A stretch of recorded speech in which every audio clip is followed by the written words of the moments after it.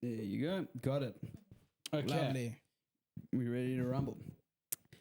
Hello and welcome back to another episode of the CAYACast. Today from the regular assemblage, I'm joined on the couch by Gina, and our two guests today are Mr. Bubele Boy and David Bubele of the songwriting, producing genius duo that is Noble Make Songs. Actually, we've rebranded. Okay, that was a good segue. Let's get into this week. As of this was last week, Monday, we are now The Imports. And that is our duo name. Okay, I have done a name change with a musical act before, and I'm well aware of many of the things that go with it. So firstly, what made you decide to rebrand, especially considering, and we'll get into what the last few years have been, but the last couple of years have been crazy, and then you're doing a rebrand. Why? So I feel that, number one, it's really a privilege and it's exciting to think that we're actually like just at the beginning of this thing. And we wanted something that really represents who we are and most importantly, where we are from, always, no matter where we are. And by calling ourselves The Imports, it feels like no matter where we are bringing who we are and where we are from into that situation.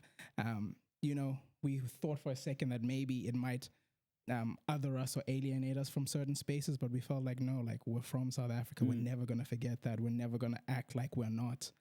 And if anyone ever asks why that name, this is exactly why. We get to tell them exactly who we are and where we come from. Yeah. So it's been exciting. It's injected a bit of momentum, also moving into the next phase of our careers. We're looking at launching like an artist project at the beginning of next year. And also, I mean, you said it now, Noble Make Songs. The problem with that is Noble is like singular, and we need something that's plural. People call us the Noble Boys, the Noble Guys, and so we wanted something that was the Noble Braz. The Noble Braz. Noble Makes Songs, Noble Makes Beats. There were so many variations. We didn't even know what our name was eventually. So now was a good time to change, and we wanted something that resonated with us, and we feel The Imports does. Yeah. Cool. Yeah, let's backtrack. I mean, that was, grade whatever into the new name. But what we usually do in the beginning is give a little introduction. That was it. Got it wrong because of the recent change. But we ask our guests, how would you like to be introduced? You know, if you were to tell an MC how to do it properly. Or what gets missed when you do get introduced? Do you feel? Question. What do you reckon? What gets missed? But the first one line is songwriter producer duo. That's like what we do.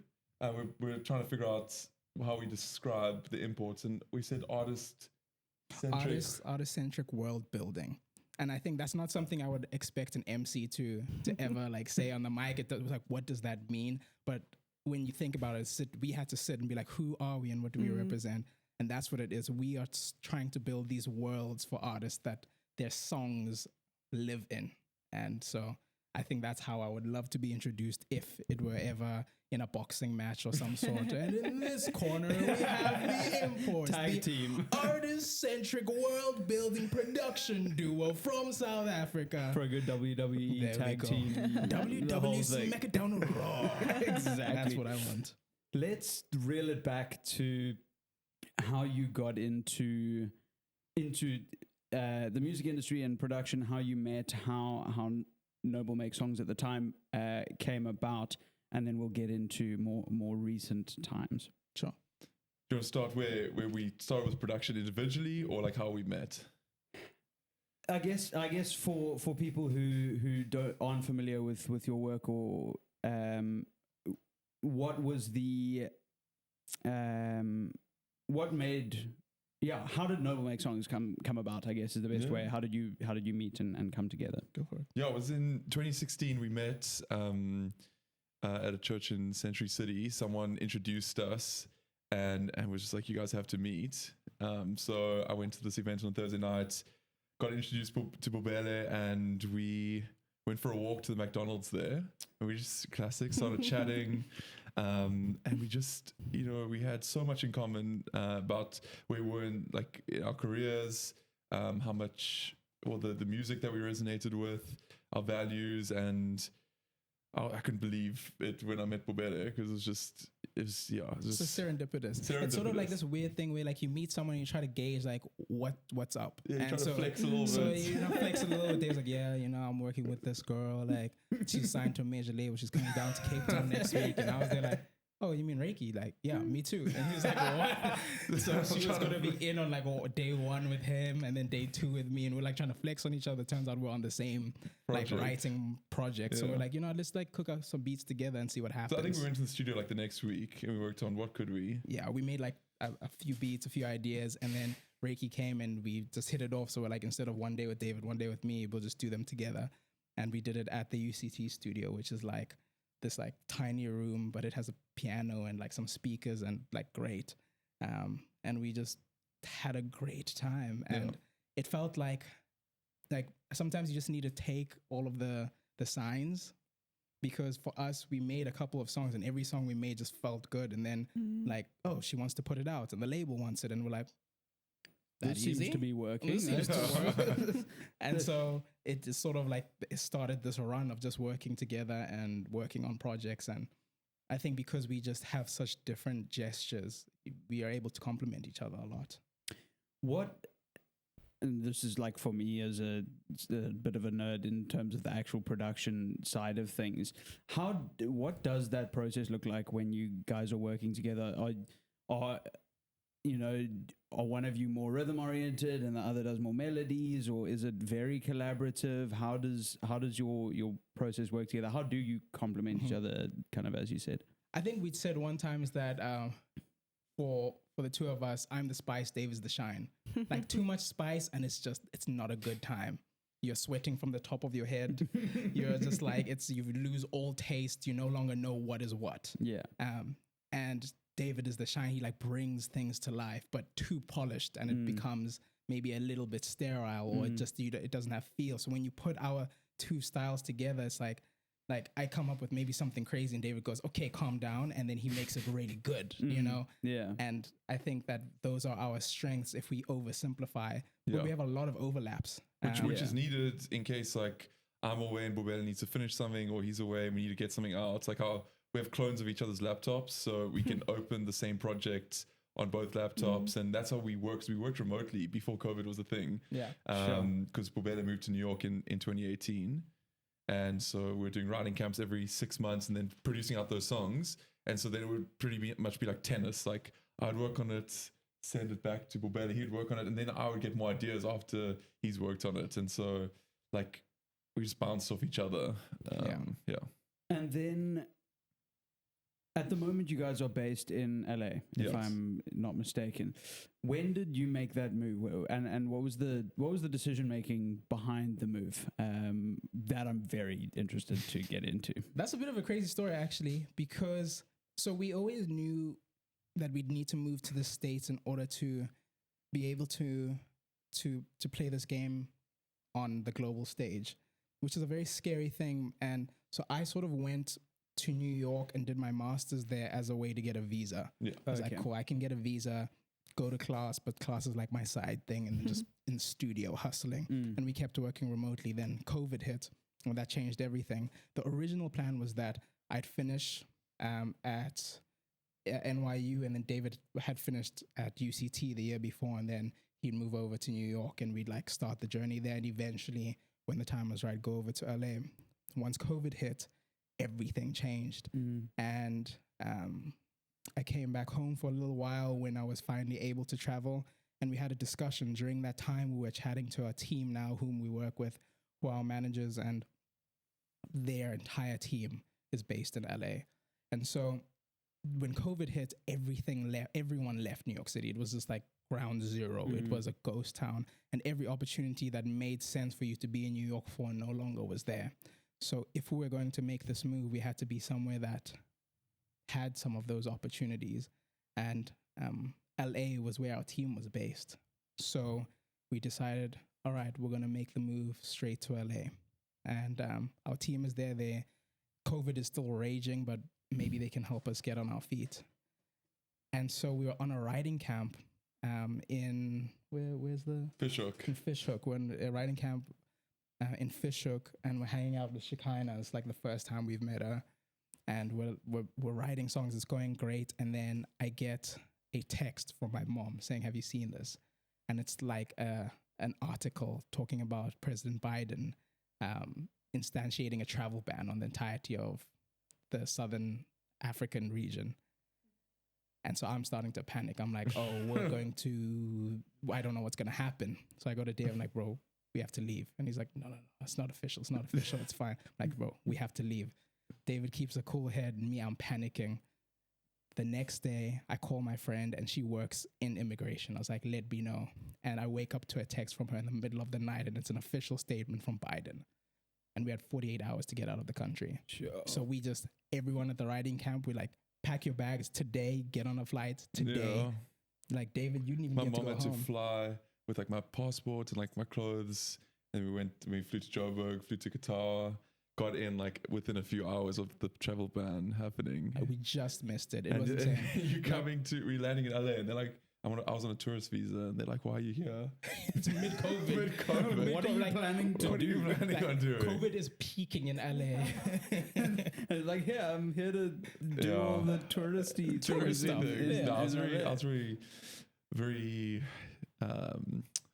it was a bit stressful, but now I'm on a work visa there now. So, yeah. You were just visiting me. You were just hanging out. I was visiting the team. Yeah, you were just hanging out. Arriving in LA and having to like acclimatize to a new space and what is by all accounts one of the most intimidating, overwhelming, like intense spaces on planet Earth in the middle of the height of COVID, when I mean, look, having not lived there, I can't speak to exactly what the like restrictions were, but how was that process for you? How was trying to get into the industry, trying to work with people, trying to collaborate with new people in a space that's new, but everything's just shut down and now no one's... What was that like those first couple of months? Yeah, I think it was a bit of a blessing in disguise, because we got to, our manager let us stay with him for the first month, and we did a few Zoom sessions, which aren't our favorite, but we did some Zoom sessions. But the thing is, as we were getting on our feet, LA was opening up more and more. So we kind of got like settled in. The house that we got, I don't think we would have got if it wasn't for COVID.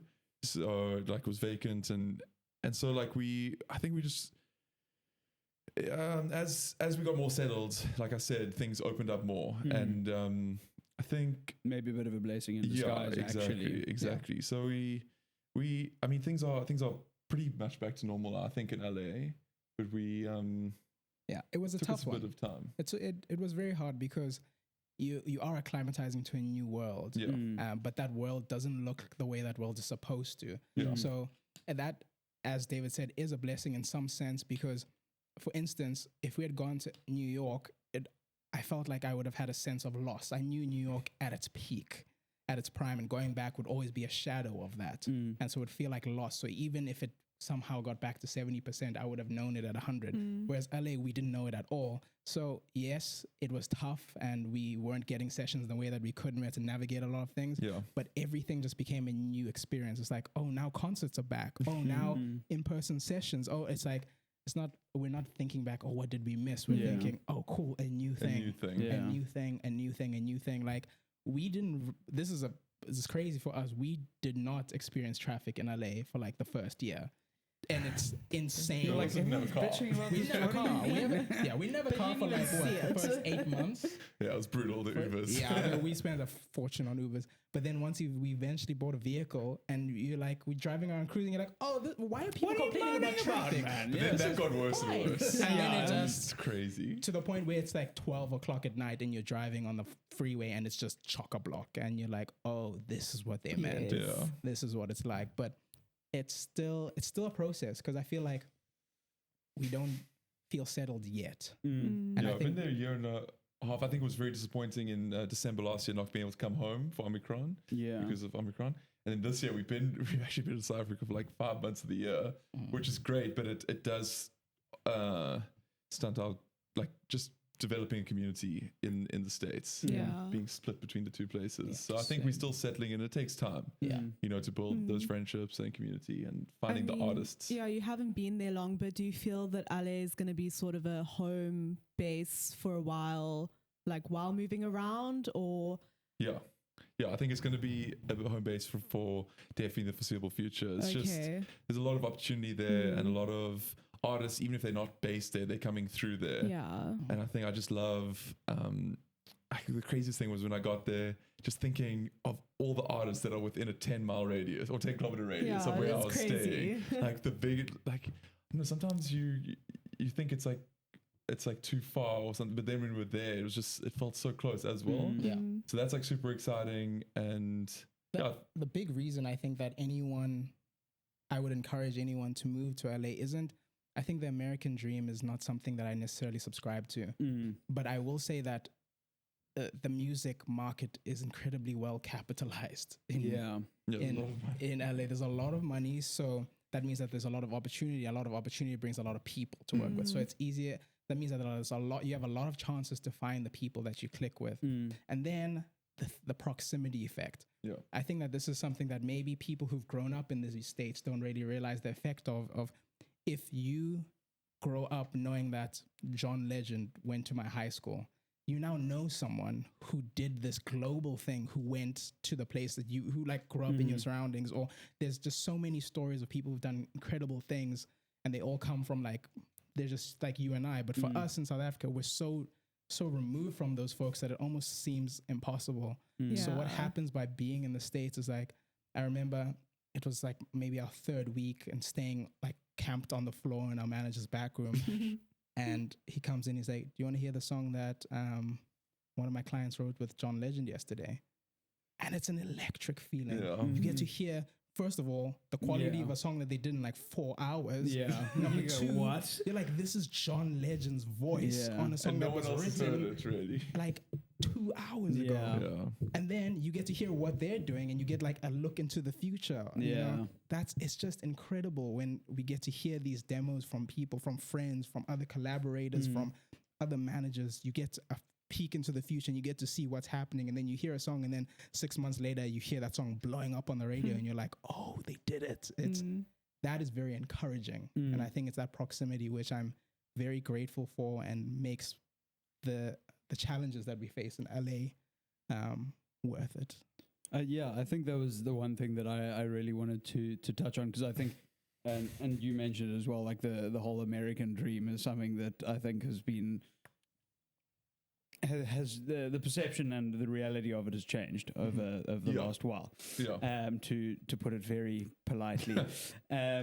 But I've always hated within the South African and the Cape Townian industry the mentality of we've got to get out, or everything from America is better. I'm gonna just do as little as I can here to get the leg up and get out, and I'm not saying that's what you guys. And I think the fact that you've changed your name to particularly, so that part of the conversation is where you're from always, and I love that, and I think that's really important. And I think one of the things we don't generally do enough is celebrate ourselves and what we have as a South African music industry and what we bring to the world, which is actually a seriously massive contribution, and it's growing more and more, which is super exciting. What has, in moving to LA, it's obviously everyone in the music industry, wants to move to LA because it is, as you said, and I mean, there's a lot of sense behind it. The industry is just huge. And as you said, there's so many people in such a small radius. There's a full community, and it's well stabilized as an industry, which I think is one of the things that we're really lacking here. Is there's not enough money. It's too hard for people to make a living out of it. So the community is really hard to pull together. What coming as imports into that industry, coming into a different social climate, what's it been like as South Africans, as foreigners in that space? What has it felt welcoming? One always hears as one does about Cape Town, about the clickiness in LA. Was it similar to things you've experienced in South Africa? Was it different to what you expected? Did you feel accepted? What was that like? I think that people are generally welcoming, but I think every geographic location has a different way of interacting with humans. I think that Africans specifically just have a different way, a different warmth of welcoming than other places in the world. So every city is going to have a different flavor, you know? And LA has a flavor of everyone is nice, but effort is really hard in a city where everyone is so far apart. There's traffic and everything. So the real show of commitment from someone is commitment. Like how invested are they in the friendship is them committing to do things that are inconvenient.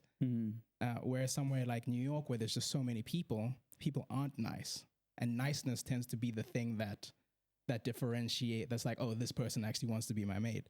And so I felt like in LA, everyone has been welcoming, and I haven't had any bad experiences, but it's taken a while to find the community that I feel like, oh, these are my humans. Yeah. And you have to be so intentional about that, because it's also very easy to get pulled into only meeting humans of a certain kind, because like it's just music people, or it's just actors, or it's just like there are all these pockets. And those pockets, I think, happen, like you were saying, it's not necessarily cliquey, like people decide I'm only hanging out with actors, but it's because those are the people that you tend to see without having to put any effort in, you know, sort of like in high school. So friendships that take effort, I think you have to be very intentional about. And once I found those things, people are they're nice and they're welcoming, and they always have questions, and they're fun to be around. It's just a different flavor. Yeah. The interesting thing, well, most people are not from LA. You know, they moved there. Probably the last 5 years or so. And the interesting thing about being in music is it's very relationship based. So you meet someone in a session and you quickly become friends with them. But is that because they're being nice to you because you write a song? Or are they being genuine? Are you guys actually friends? So it's like, you may, like Bubele said, like you have a lot of people being nice to you, but how do you differentiate or discern who are the people that you really connect with and you see outside of music? Or that's always an interesting thing to navigate. Interesting. I think that the whole thing with the social climate as well, and it's interesting to hear what it's like going into that environment as a South African, because I mean, for so many people in our industry, that is the dream, is to go there because of the opportunity and because of the experience. But I think I'm so stoked that you guys are coming back here. I'm so stoked that obviously the way that we met was through young Mr. Will Linley, who was one of the first guests on the podcast, and we met at his Daisy's performance. Again, congratulations to you two for the part that you've played in that, and in his growth and development, and in supporting him. Such a lovely human being, above all else, and incredibly talented, to top it off.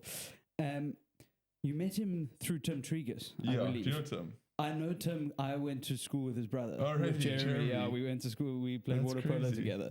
So I actually saw Tim this morning. I was like, I heard you were talking about it. I was like, what are the flipping odds here?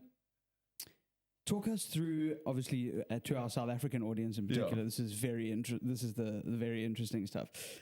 Talk us through how, from your perspective, that initial experience, the initial experience with Will, and what made you guys go, no, listen, this kid's got something special. Well, we got introduced pretty like in April 2020, so it was deep lockdown, and he just messaged me, and we just started chatting. He started sending me songs, like his sound. I think Tim actually texted me his SoundCloud, and I listened to it, and I was like, this is sick. Let me hear more. And we started chatting, and I started just giving him mostly like production advice and like a little bit of songwriting structure stuff, nothing crazy. But then his mom messaged me for his birthday asking to like do a session. Like she would pay me to do a session for his birthday. And so that means you were being talked about around the dinner table. Shame. Yeah. Well, and then I said I'd rather buy him like all these plugins and that he can like figure out how to use. I'll help his production, and then he can come to the studio and we can like see how to use the plugins. I showed him how to use some of the plugins, and then we just I don't know how, but like it just happened that every Friday during 2020 we were just working together. He came to the studio. I was at an OBS, and we initially started like re-recording and reproducing. Bubele was involved from like the first song. I sent it to you. I was in New York at the time. Dave was like, I met this kid. I think he's pretty cool. Do you think I should just keep chatting to him? I was like, bro, do you like it? He's like, yeah. I'm like, well, have fun. It's like, bro, I'm not sure. It's like, do you think the song is cool? He's like, yeah, bro, it's sick, bro. So I'm like, dude, just keep going. You don't know where it's going to end up, you know. But I was just super stoked with working with him. He's such a nice guy. He makes you feel like, I don't know, he's very appreciative and warm, and makes it fun to work with him. So we were just making a bunch of songs, and the crazy thing is, it got to a point like you're sending me a new song every day. Like he had got Splice and was just getting these loops and just making new songs every day. I couldn't believe it, and his growth was insane. So that was very cool too, and he was very teachable as well. So like, if I gave him feedback, he would implement it, even if it was not that great feedback. And he was just getting better and better. And then the one day he sent me the song that became Miss Me, and it was this random verse and this random chorus, but there was this pre-chorus, which is still the same pre-chorus. And I heard that and I thought it was something special. So I think I told him to rewrite the verse, and then he rewrote the verse very well. And then he came to the studio and we wrote the chorus together. And it was very rough demo, and then it took us over a year to produce that song. We did like so many versions. So many versions. so many. It's one of those things where you put it out and you go, as proud as I am of the song, I need to not hear it for some time. It was insane because we mixed and mastered the song. It was finished, and then they're like, "No, you have to redo it." Literally, that's painful. Because that's you really changing very little at that stage. Yeah. That's just, let me listen through it again. It's insane because we were at the stage of like, David is writing with Will, they're sending these ideas. I'm like, that's sick. We maybe add a few production things, whatever. Then I was like, Will needs to get on TikTok. So then David's like, Will, get on TikTok. Will gets on TikTok, starts doing things, nothing's really happening. Then one day, like, Miss Me goes. Thing just goes. It just goes. And we're like, oh, snap. All right, cool. Now we have to finish the song. We should definitely produce the rest of the song. Like, the song is not done. Now everyone's stressing. He's stressing. We're stressing. Like, do we need the song out? Do we need to put it out tomorrow? We'll want to put it out the next day. This was in like December 2020. Yeah. And it only came out in November 2021. So somehow we were able to keep a level head, finish the song, and then we were slated to put it out. It's all done. Like David said, we've mixed it and mastered it. And then a few other folks got involved, and they were like, nah, song not done. It. Crack it right open again, start again another 6 months later until eventually we got the final version. And then how different is it now to that?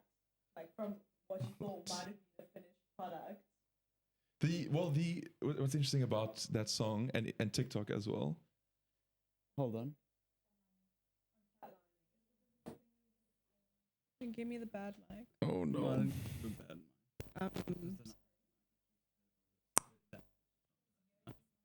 Okay. And now? Hello. Okay. When did it? Just now. Do you want to repeat that question? How different it was. Thank you. It feels so awkward now to repeat the question. So this is why podcast you can't take a second take, because the second take. So act natural. Yeah. Act like I've never heard this question. Gina re-asked the question. So how different is the song now from when you originally thought a year before it was released, and then you had to start like working on it again? It's what's interesting about it's the same thing as Last Call, but with Miss Me, the part that he put up, which is first verse, pre-chorus, chorus, is so stripped. It's literally in the verse and pre, it's just guitar, and in the chorus, it's just piano. So we actually replayed the guitars and redid the pianos, but they sound so similar on TikTok because you're watching it through your phone and it's recorded through a phone that it's actually, that sounds exactly the same, even though the vocals are different. But what changed completely was the second half when the drums come in, the main chorus, the bridge into the final chorus. The hardest part was getting the groove right. The groove is always the hardest thing. Yeah. What's the drum feel? We're trying to like get like the scripts, and then at one stage it was more like trap drums, but like very far leaning trap drums, and so putting them back. Getting the guitars right, that was a big issue because in the original there was like this one guitar that had this like clanging notes. We tried electrics, we tried EQing it, then we had to replay it on acoustic. So we got it right. Yeah. But what's crazy is, and it's the same thing with Last Call, is when you put the first snippet up, it's the pre-chorus into the chorus, and they're very similar. Like as the final version, even though the final version's changed so much, they're such stripped parts that you can put the demo up early on TikTok and still have all the time to produce the song out. And it's, I mean, and like you said, it's like it's close enough. People are hearing it on their phones. It was recorded through a phone. Like no one can hear the difference. For producers, obviously you'll notice every little difference, but and we have to make it the best we can 100%. For the final version. 100%. But I think TikTok is really great to see like what's resonating, because you don't always know. No, absolutely. I mean, and I think shout out to you if you were the one who told them to get on TikTok.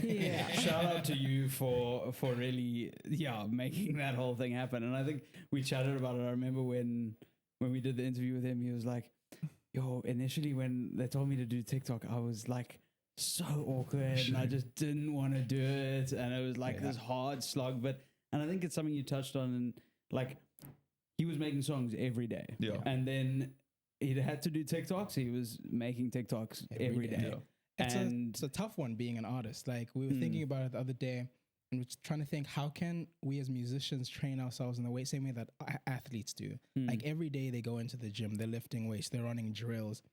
As a musician, yes, you need to go out and live life and gain experiences to write about, but also what am I doing every day in order to get better? And I think in those formative stages, writing a song a day is something I still say to anyone who DMs me like, hey, can you produce the song? And it's like, I actually can't help you with that in this moment. But if you're writing a song a day, there's no ways you just won't get better than the last song that you do. Like there might be some ups and downs, but over the trajectory of 50 songs, you're going to learn something. Yeah. So even as a producer, I'm trying to figure out like, okay, what do I need to do every day? Or is it like practicing piano, practicing guitar, learning how to make new sounds, things like that. Yeah, you guys have got a broad swathe of things to be practicing with. I remember I was with my partner at the time, and I was like, okay, babe, I gotta go work. She's like, oh, okay, cool, gotta go work. So I go upstairs and I go into the studio, and she comes in 15 minutes later. I'm just sitting at the piano playing. She's like, I thought you had to work. And I'm like, this is work. This is...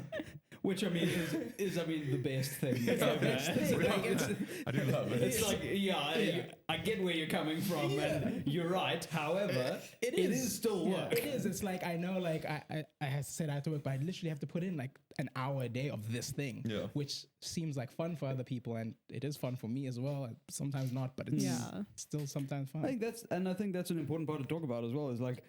It's impossible for it to always be really fun and exciting because it is also your job, and your job is not all. I mean, I think as people in the creative industry, we almost we get a bit spoiled, and it's like most people's jobs are almost never fun, like almost exclusively not fun. Whereas we get to work in a world where it's like our jobs are mostly fun, and then we get really upset when it's not. We expect it to be fun all the time.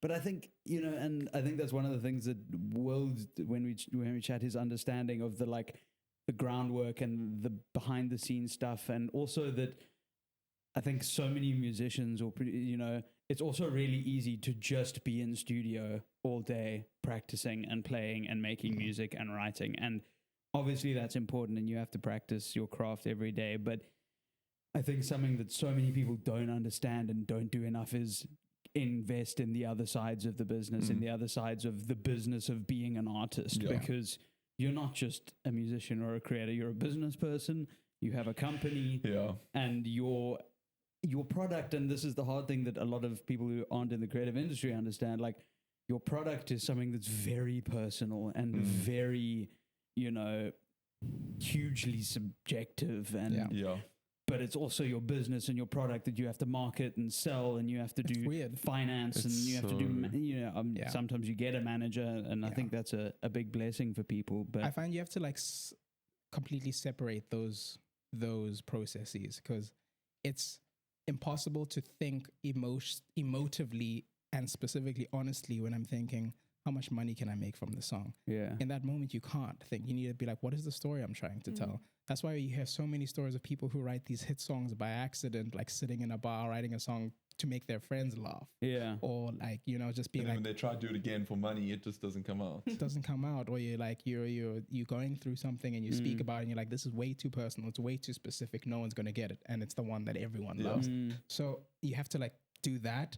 And it's sort of something that David and I speak about, is like in the studio, it's only about the music. Only. It's relationship and music. When you step in the door, that's it. No suits in the studio. That is the entire ethos.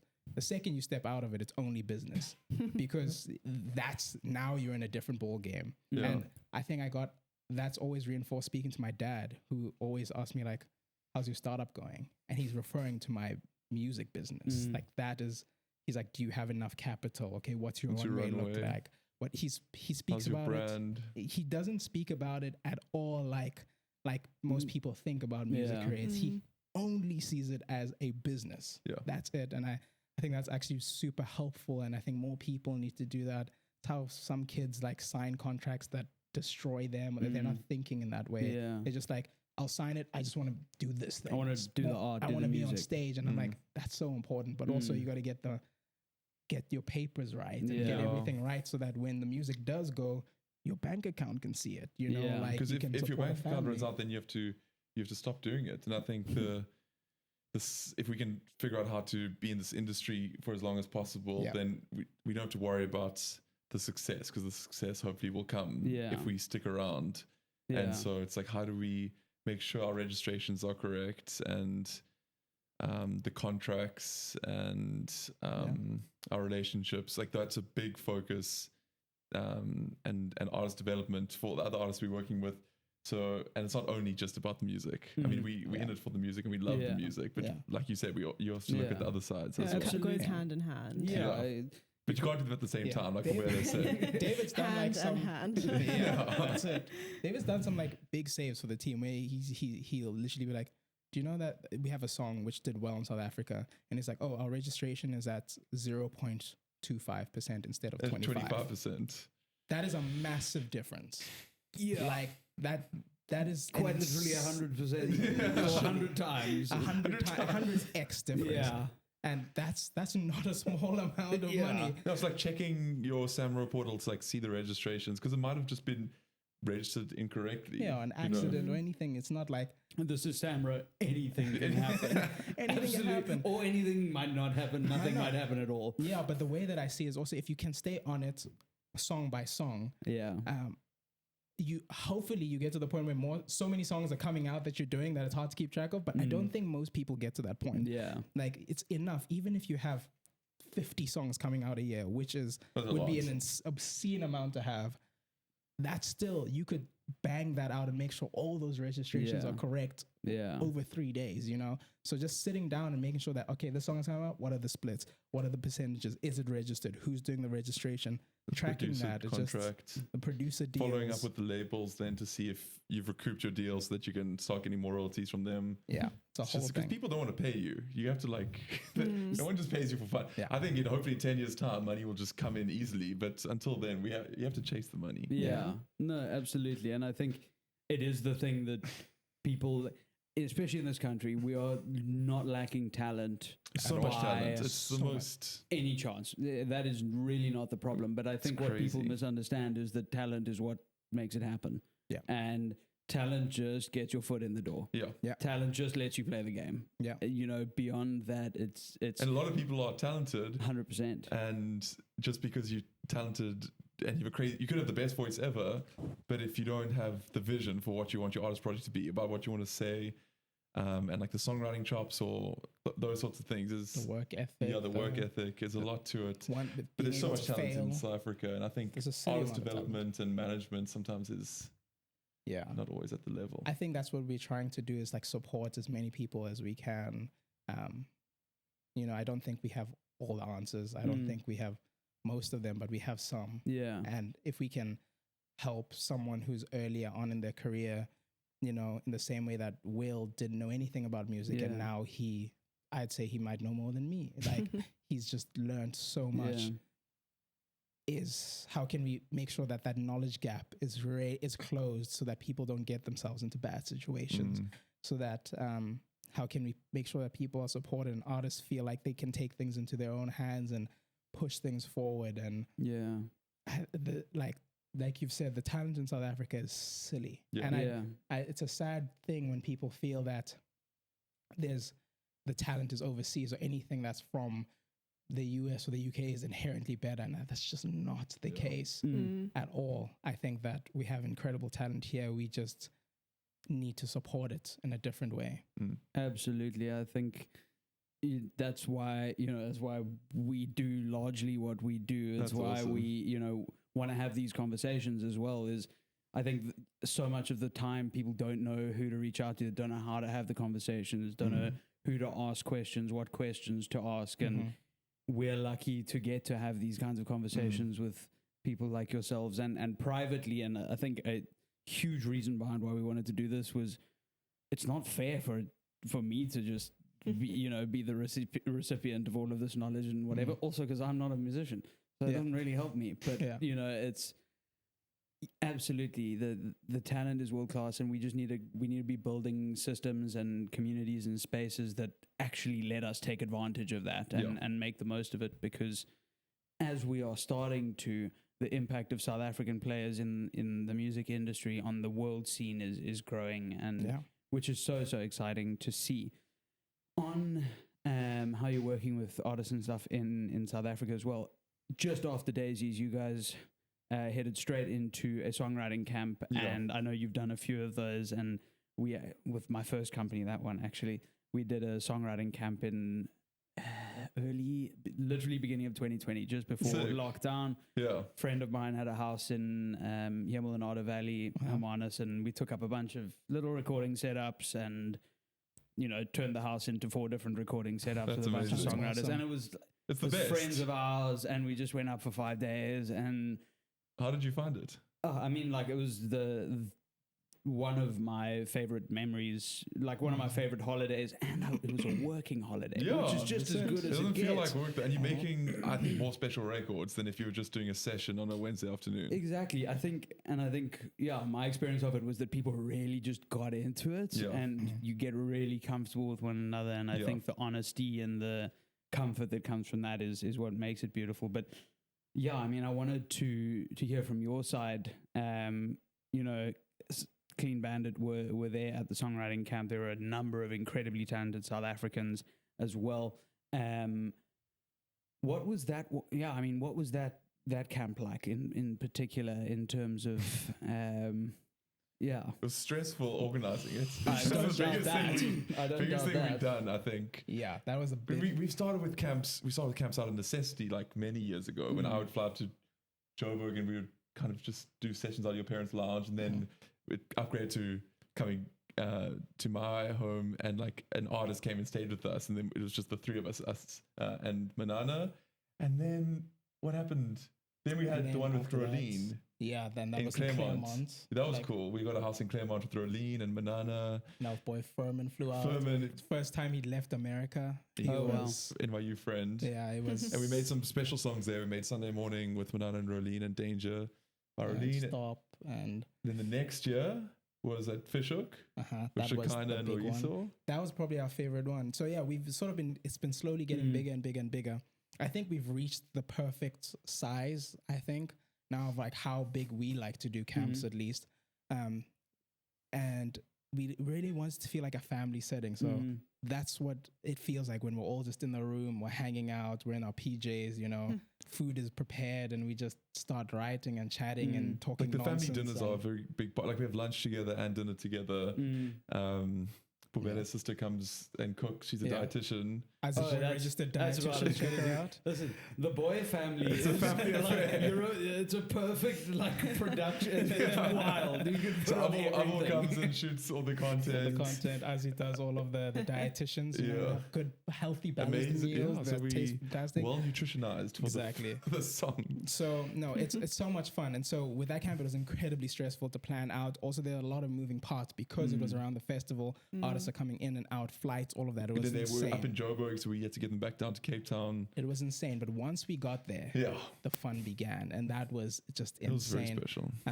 We got to work with Clean Bandit. That was awesome. And now we're like going back and forth and trying to finish things, which is so exciting to just have people that you look up to like in your cell phone. That's something I always have to like take a moment and be like, yo, be grateful. Dude, like for real, be grateful. And then Buddy we had was there. Buddy, that was really cool. He's a rapper. sick rapper, and that he's a funny guy, man. He's like a Compton dude, like Compton dude. And then he's like, oh yeah, I'm part of the Natural Wine Club. I'm like, what? Like he's as Compton as it gets, and he likes natural wine. Natty wine. He is such a funny guy. And Loiso was there. Loiso is one of the biggest voices, and like just fills a room, and his melodies are insane. Big personality. Will popped by for a day, which was awesome.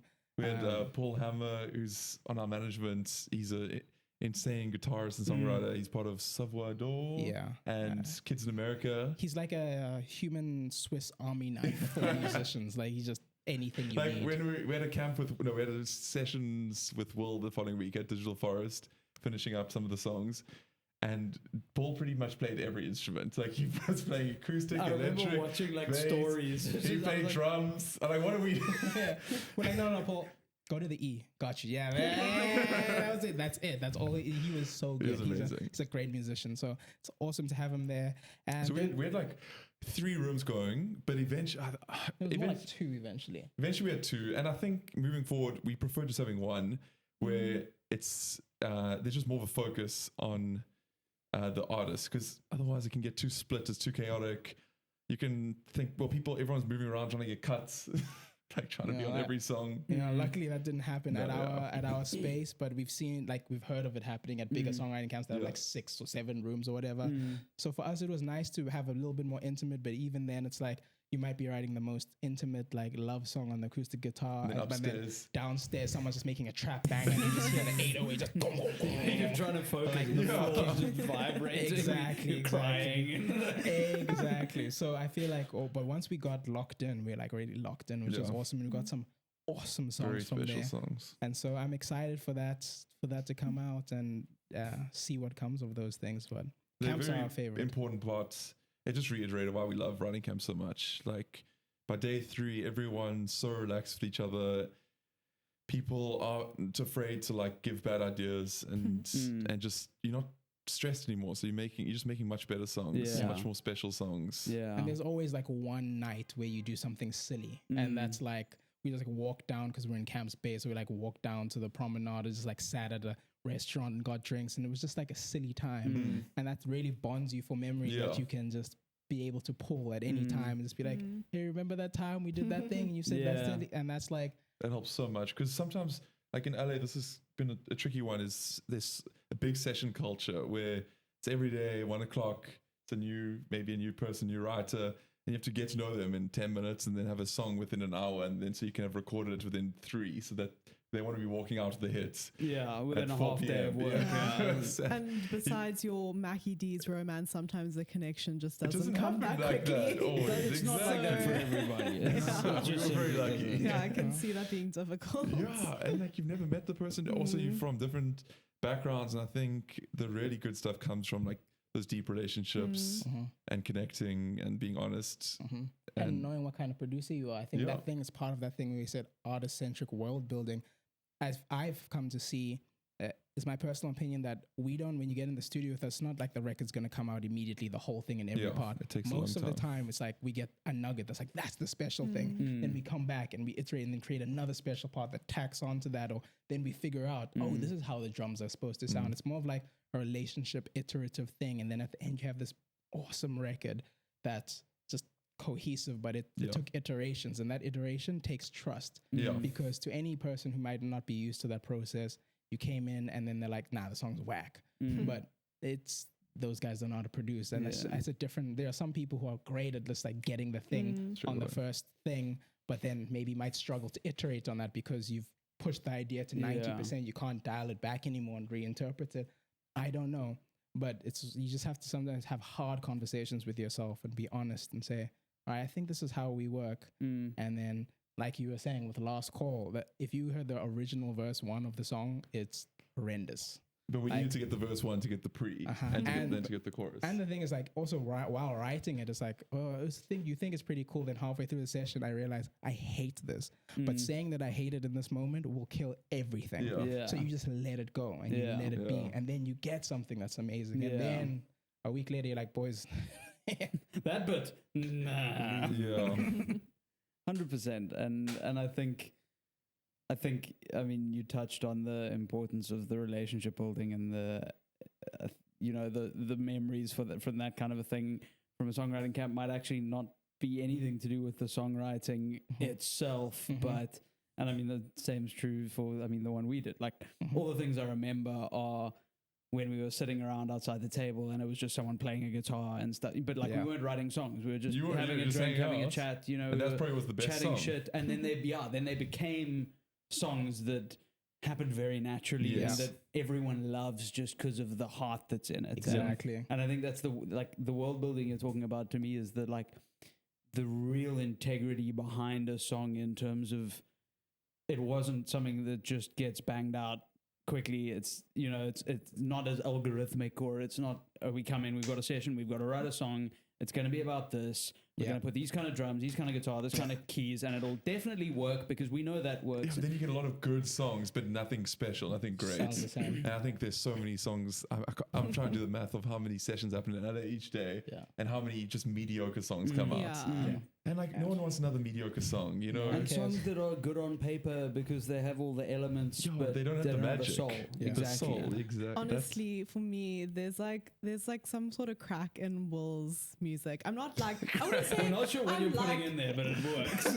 Like, I don't know, because I mean, I listened to it before Daisies, and then seeing it live was something else. Like seeing live music always is. But then even watching back, I got home, I was showing my mom the videos. I think I've said this on a podcast before. I'm literally crying. I'm like, I'm getting goosebumps. I'm like, what the fuck is wrong with me?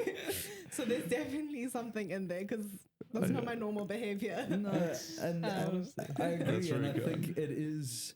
I was going to say the same thing, and that's a lot, also a testament to you too. Yeah, obviously absolutely. Will. Thank you. But I think a lot of it is Will's voice and his melodies and writing. Honesty. As well. He has such a special tone, and I think that's something we look for a lot in artists. Is like a unique tone, and his melodies also are very like identifiable to him. So even that EP was a bit all over the show from like a production perspective, but you can kind of hear it's him on every single song. 100%. And so I think the crack is I think it's him. He is the crack. Our job is always just to support and to like make it sound as what they are envisioning it in their head and try to figure that out. And and all credit to Will where it's due, and it absolutely is. But I think so much of what I enjoy about his music, and I like. My background is like rock music. I played jazz. Like I don't tend to listen to much pop. I used to play saxophone. Sick. So you're on the 251. Which I really should pull out of. But I'm busy. But I don't like listen to much, traditionally pop or any kind of stuff. And I particularly have an issue with just how the industry churns out so many people that sound very similar, and it's very algorithmic, and it's that for me is very painful, and I don't like that those they're not the things that just get played on radio because they fit the mold. But I think, Will's music is so not that, and it's so I don't even consider it as pop music, because for me it doesn't. I have like quite a negative association with the whole thing. So I but the way that, and I think I also love the production aspect and the recording aspect. So like I'm very conscious of like just the way that the drums, like your grooves are always unpredictable, which I love in a genre that is. David telling me I need to calm down. Sometimes I do. My biggest feedback for David is like, it's a bit confusing. Listen though, like the way that some of the drums hit or don't hit when they should, but the fact that they don't makes it better, and there's so much finesse to the production that makes it so very different. And so, it's Will's music it's simultaneously so palatable and so easy to listen to, and I think it goes to the realism and how real he's being in his writing, and I think that comes across so beautifully. It's so organic. It's so just him and the way he thinks and the way he talks. Even like the language is very real, but it works, and it connects so easily that people, I think, can connect to that writing and the production so well, and I think that's been the success. I think without the production that comes from you guys, the music wouldn't have that level of integrity, particularly for pop music, that I think is so often missing, and what makes me sad about pop music. And that's why that's the pop music that comes on in the radio, and that's the pop. That's now we're talking. That's awesome. Thank you. That's probably the nicest compliment anyone's given. So. Compliment anyone's given. I really appreciate that. Gina's going to tell me after this podcast I was going long-winded in some moments. She's going to tune. I want that to be my ringtone. Wake up. Don't worry, you can clip that very easily. I'll get you 3 angles, ding, zoomed in reactions, the whole thing. I think we need to like wrap up soon, but I've been wanting to ask, ever since you mentioned, like what producers can do to sort of work on their craft, and now talking about what is on your face. We're going to zoom in on this now. Yeah, has that been there the whole time? That's fine. It's the camera's on that side. Nobody needs to know. That's fine. Just come back now. It's just Are you bad. okay? I think it's fine. It's just dry. Yeah, it's dry, but anyway. Don't Sure, you'll be distract the end of fine. the podcast. Now they're going to not be able to look at anything else the entire Let end. me make sure it's not gone. You put it away. Now it's gone. Now they don't have anything to look at. I'll just hide behind my microphone. I don't think it can be seen. I've got a nice big pop filter, so I'm just going to hide behind it. Now it's gone. I was just wondering, like, it's something you do, like, listen to, like, just a bunch of different genres that you aren't necessarily working in to, like, I don't know, not upskill. Upskill seems like the wrong word. Yourself as a producer. To analyze. Yeah, well, just to hear, like, something that maybe is happening in another genre that you can cross-mix or, I don't know, like, bring into what you're doing as, like, part one of this. And then are there artists you say no to because they're working in a genre that you don't feel comfortable producing, or do you feel like confident in like playing around? Yeah. Where do you want to start? Yeah, I can start. Cool. I don't listen to a lot of music. It's been slowly declining. I think I used to when I was starting to be a producer, and now I'm listening to it less and less and less. And when I listen to songs specifically, it's like in the last few months, now I don't even listen to singles. I want to hear the whole album. I want to get pulled into that thing. And so what happens for me, I find, is that I can't listen to music that is similar to the music that I'm currently working on at all, because then you're analyzing, you're comparing, you're doing things that might like inadvertently date you, or like, and like you're working on it so much. So imagine you're working on like this one genre, and then you listen to that genre, your whole day is just filled with this. You can't do it. So for me, a big thing has been Americana, which is like it's a step further than folk, because I have no experience with it. I have no barometer or any understanding of what it means to be a good Americana song or not. So I can put it on and my brain can just enjoy it as a listener. Yeah.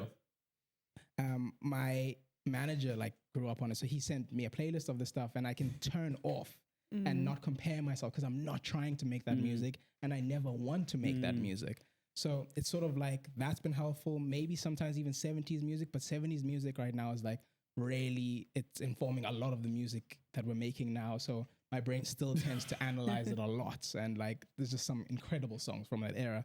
So even that, it's more like just put on anything that I'm not working on, and just go for it. And then it will sneak in to what you're doing. Like I love to listen to sad acoustic good songs. Like I always just say, like a sad white girl on a guitar is like my soft spot, like Phoebe Bridgers, Morrow, like just that acoustic music. And I'm not necessarily making that, but my writing might be informed by it, or the chords I pick might be influenced by it. So yeah, music is a weird one when you do it 9 to 5. If you have a 7-hour session, you don't necessarily. I sit in 5 silence. to 9, you're like, I want quiet.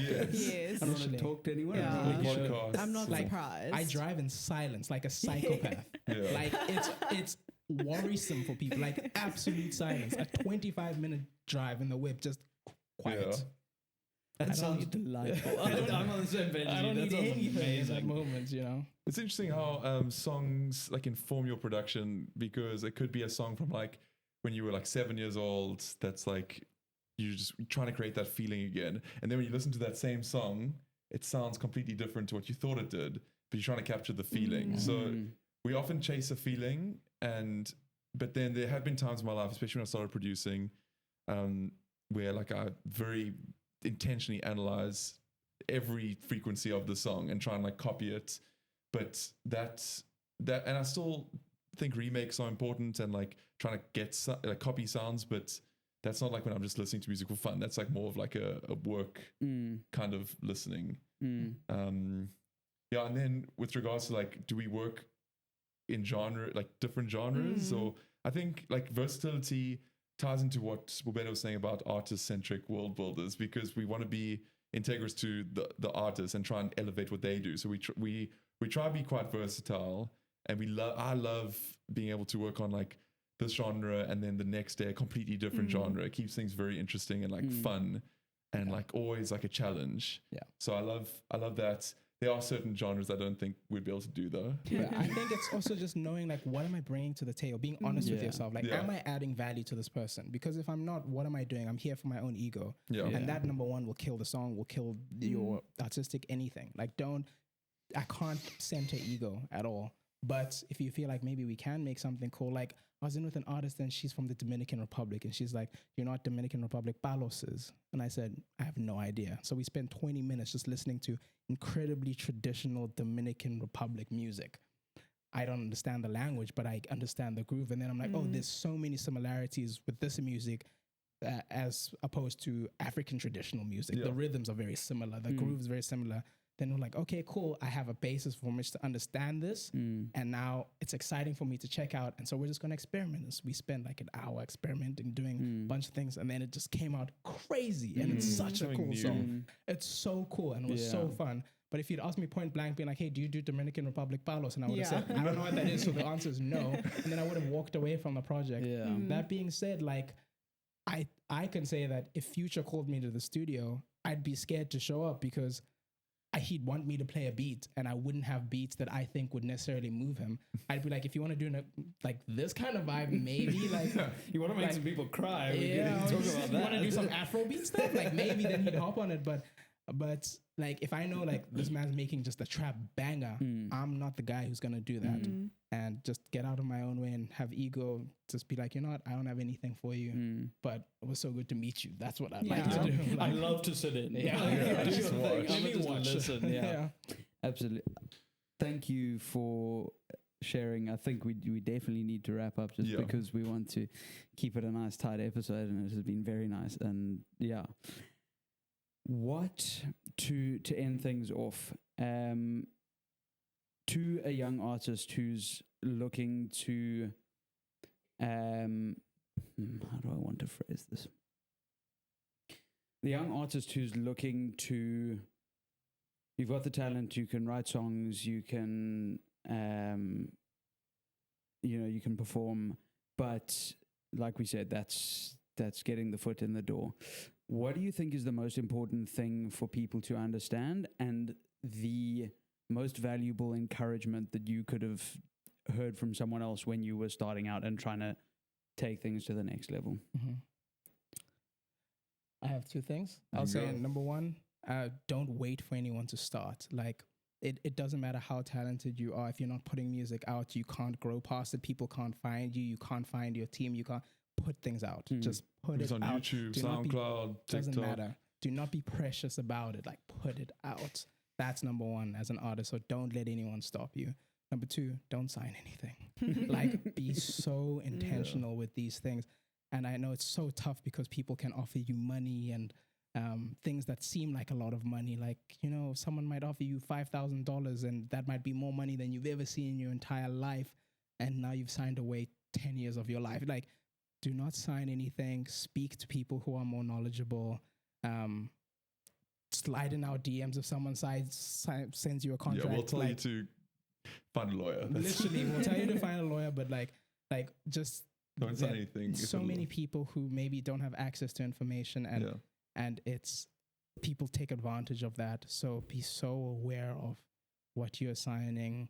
And also, I think something that I've been interested in is like very young artists sometimes are like, oh, isn't someone going to steal my music? And I'm like, if someone is stealing your music, you're in a great place. Yeah, like, you're on the right track. You're on the right track. Don't worry about, just put the song out. Put it on YouTube.